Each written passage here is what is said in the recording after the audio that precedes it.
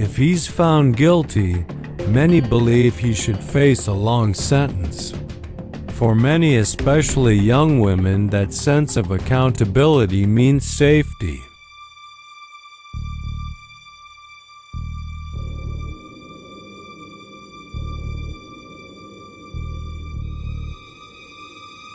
Knowing someone capable of harm is no longer out there brings a kind of relief.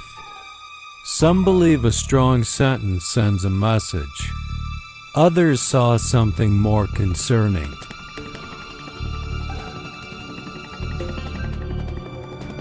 A pattern of behavior that appeared to be escalating over time.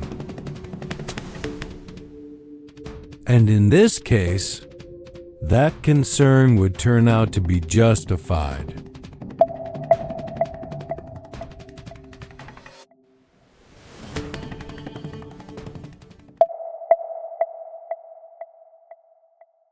This case takes us back to 2008 in Reno. 19-year-old Brianna Denison was home for winter break. After losing her father at just 6 years old, she had grown especially close to her mother, Bridget. Their bond was strong, protective, supportive, and constant. Friends described Brianna as someone who made people feel seen. She remembered birthdays, checked in often, and carried a genuine kindness that stood out. She wasn't just liked, she was trusted. After high school, she moved to California to attend Santa Barbara City College, studying psychology. She wanted to work with children. She had a direction, a purpose, and a future she was actively building. When she came back to Reno in January 2008, it was meant to be a break time with family, time with friends, and a weekend of plans that felt completely normal. She stayed at a friend's house near the University of Nevada, Reno. It was a social house. People came and went. Doors weren't always locked, and gatherings were common. On Saturday night, despite feeling sick, Brianna decided to go out. She went to a concert, spent time with friends, and returned to the house in the early hours of the morning. Instead of sharing a bed, she chose the couch in the living room right next to a glass door that was often left unlocked. Before going to sleep, she sent one final message. By morning, she was gone. At first, it didn't seem alarming. Her friends assumed she had moved to another room. But after checking the house, knocking on doors, and calling out to her, it became clear Brianna wasn't there. Then they noticed something else. Her belongings hadn't moved. Her phone, purse, and shoes were still inside. In the middle of winter, that didn't make sense. There was no indication she had planned to leave. Then came the detail that changed everything. Small spots on her pillow. Authorities were called immediately. Investigators found no obvious signs of forced entry or a struggle, but there were inconsistencies. A blanket had been moved into another room. Certain items were out of place. This wasn't a typical disappearance. It was treated as an abduction.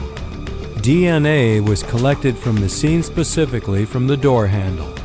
It belonged to an unknown male, but progress was slow. At the time, thousands of samples were still waiting to be processed. Still, the case didn't stall. The community stepped in. Volunteers searched nearby areas in freezing conditions. Fields, drainage systems, and surrounding land were examined. Funds were raised to accelerate DNA testing. The Federal Bureau of Investigation joined the investigation. Then investigators found something critical. There had been earlier attacks near the university. In those cases, women had been approached late at night, often in isolated areas. The methods were similar. When DNA from those cases was tested, it matched. This wasn't random. This was a pattern. And it was escalating. At this stage, investigators believed they were dealing with someone who had committed multiple offenses. Someone familiar with the area. Someone who operated quietly, choosing moments when people were most vulnerable. The earlier cases suggested increasing boldness. Each incident showed a shift: more risk, more control, more confidence. This wasn't just opportunistic. It appeared deliberate. And it raised a critical concern: if not stopped, the behavior could continue to escalate. Failure, despite growing evidence, there was a major obstacle: no identity. Thousands of DNA samples remained unprocessed. Leads came in thousands of them, but none immediately led to a suspect. Time passed. Search efforts continued, but days turned into weeks. Then, weeks later, a discovery was made. A worker found remains in a field not far from where Brianna had last been seen. Authorities confirmed it was her. The cause of death was determined to be strangulation. The case had shifted from search and rescue to a homicide investigation. The community, which had held on to hope, was now facing a devastating reality. And still no suspect in custody. Months later, a tip changed everything. Information pointed investigators toward 27-year-old James Michael Bila. He had lived in the area. He had a concerning history, and there were inconsistencies in his behavior after the crime. He was placed under surveillance.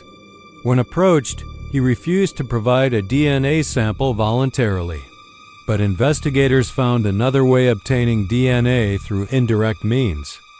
The results were definitive. It matched the evidence from Brianna's case. It also matched the earlier attacks. He was arrested and charged. During the trial, prosecutors presented forensic evidence, witness testimony, and a clear pattern linking multiple cases together. The jury deliberated, then returned with a verdict: guilty on all major counts. He was sentenced to death, along with additional sentences to ensure accountability for the other crimes. Appeals followed, but the conviction remained. In the years that followed, Brianna's family pushed for change. Brianna's law was passed in 2013, allowing DNA collection after felony arrests, something that could help prevent delays like the one seen in this case. Brianna Denison was 19 years old. She had plans, goals, and a future that was just beginning. Her case changed laws. It brought a community together, and it exposed how critical time and evidence can be in investigations like this.